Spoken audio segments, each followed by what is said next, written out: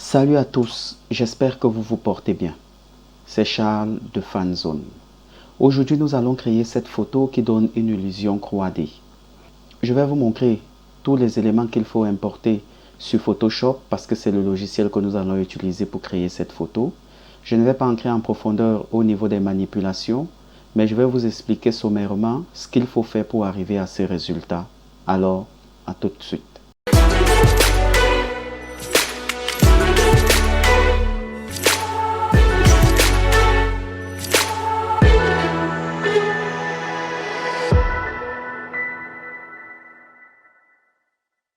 Maintenant que nous avons vu ce que nous allons créer, nous allons aller sur le banc de montage pour ouvrir le logiciel Photoshop. Photoshop est ouvert. Nous avons cette photo-ci qui représente la photo du téléphone. Vous pouvez le trouver en téléchargement libre sur le net. Vous allez taper, je ne sais pas moi, je ne me rappelle plus de ce que j'ai tapé, mais je pense que c'était téléphone sur une table ou téléphone déposé sur une table, quelque chose comme ça. Et puis, vous allez avoir cette photo. Ensuite, vous allez télécharger cette photo-ci. Vous allez saisir sur Google Woman Jumping.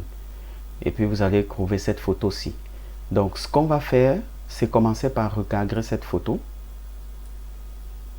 Pour ne garder que la partie que nous allons utiliser. Et puis, nous allons porter cette photo, déposer sur la fenêtre qui porte le téléphone. On va dézoomer ça. Faire CTRL T. Vous voyez, nous avons la main sur le redimensionnement de cette photo. Et puis, nous allons redimensionner la photo pour quelles sont les mesures que nous voulons utiliser sur le téléphone. On va appliquer ces mesures, afficher normalement notre écran pour pouvoir voir ce qui se passe. Nous allons détourer cette photo en gardant les proportions qui permettent de matcher avec la dimension de l'écran de notre téléphone. Ce que nous allons faire pour un début, c'est diminuer l'opacité pour voir la dimension du téléphone. Donc nous pouvons encore faire CTRL T, augmenter légèrement pour que ça occupe bien toute la surface de l'écran du téléphone. Vous voyez là les bordures noires. Ce sont ces bordures qui vont nous permettre de savoir où est-ce qu'on efface et quelle est la partie qu'on va laisser. Donc avec l'outil gomme que voici, vous allez augmenter son diamètre. Ici, on peut diminuer la dureté pour avoir des contours un peu flous. Et puis, vous voyez, on va effacer. Je vais détourer et puis vous revenir après. Voilà notre photo détourée et bien positionnée. Nous avons détouré de telle sorte que nous puissions remplir l'écran du téléphone avec la photo que nous avons mis par-dessus, c'est-à-dire la photo de la dame qui saute en jumping. On va l'appeler comme ça la photo 3D. Nous allons apporter des modifications au niveau des couleurs à cette photo-ci.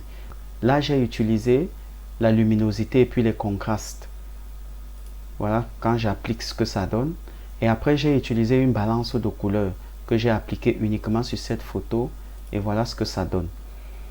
Après, ce que j'ai fait, c'est que j'ai apporté des lumières artificielles que j'ai ajoutées pour donner une impression d'un scintillement à ce niveau de son vêtement.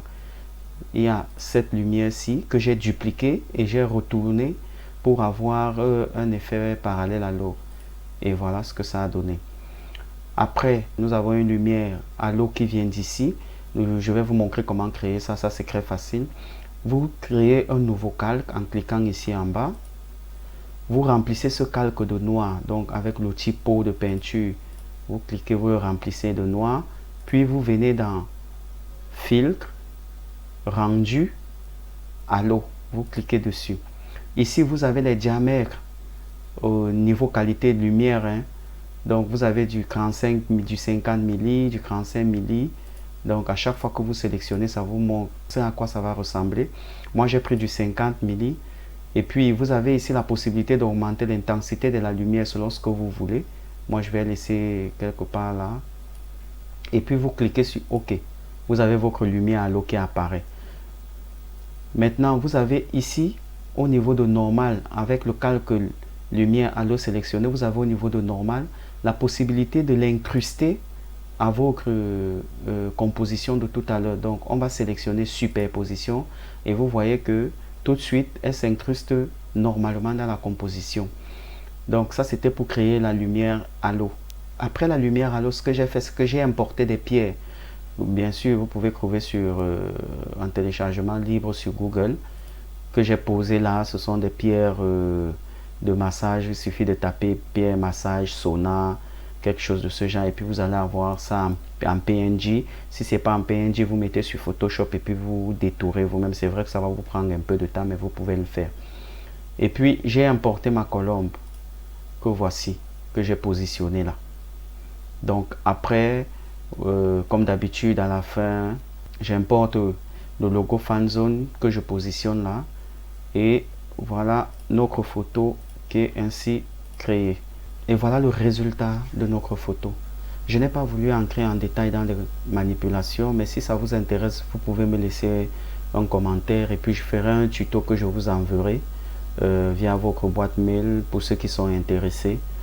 Et puis vous verrez toutes les manipulations. Et si vous avez des questions sur quelque chose qui vous échappe ou qui vous empêche de pouvoir réaliser ce genre de photos, il suffit de me le dire dans les commentaires, je serai ravi de vous répondre. Je vais laisser aussi dans la description de cette vidéo le lien sur le site web, sur nos pages, sur les réseaux sociaux. Si vous êtes intéressé par les formations, que ce soit en photographie, en prise de vue caméra, en infographie, en montage vidéo, en compositing, pour ceux qui aiment les effets spéciaux, vous laissez un message en indiquant le module qui vous intéresse et on vous recontacte au début de la formation. N'hésitez pas de partager cette vidéo, abonnez-vous à la chaîne si vous voulez recevoir plus d'astuces. Portez-vous bien et à bientôt.